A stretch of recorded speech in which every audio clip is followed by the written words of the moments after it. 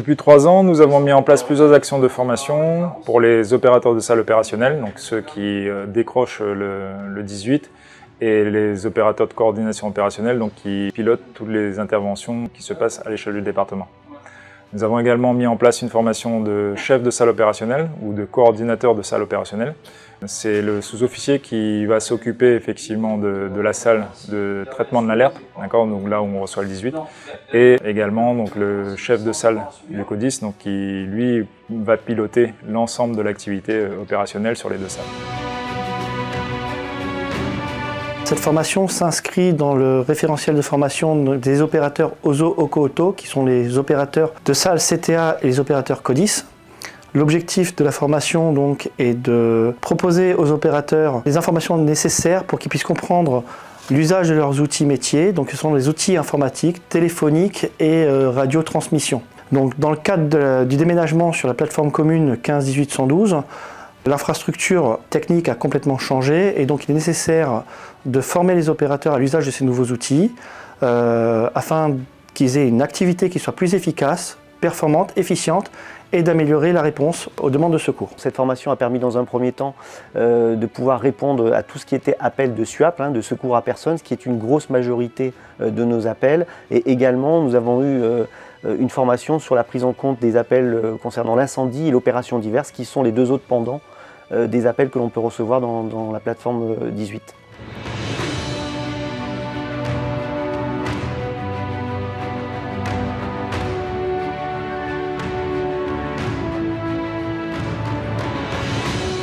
Cette phase de test nous permet de valider la montée en charge de nos équipements, de nos éléments actifs, du réseau, des PC, des applications.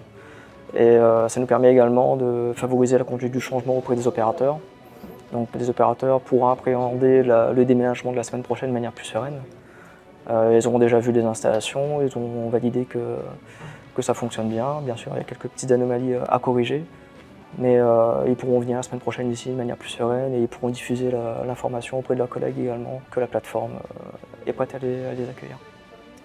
Donc on récupère les petits dysfonctionnements ou les petites anomalies qu'on peut relever là, sur le plateau auprès des opérateurs.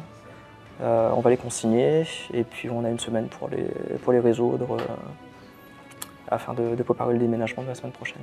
Comme en pédagogie, en formation, il est très important de tester une nouvelle infrastructure dans des situations réelles. Cela permet bien évidemment de mettre en application la nouvelle infrastructure. Ça permet de vérifier, je dirais, la résilience de nos matériels et également la performance des nouveaux matériels qui sont mis en œuvre aujourd'hui sur le plateau.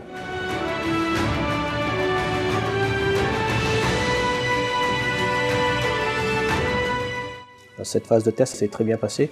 Cela nous a permis de gommer un certain nombre de petits détails qui auraient pu poser problème lors du lancement de la plateforme commune.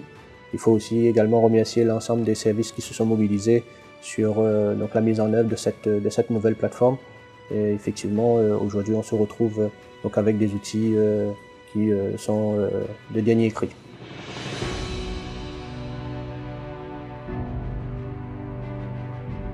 Pour moi, cette phase de test est une réussite.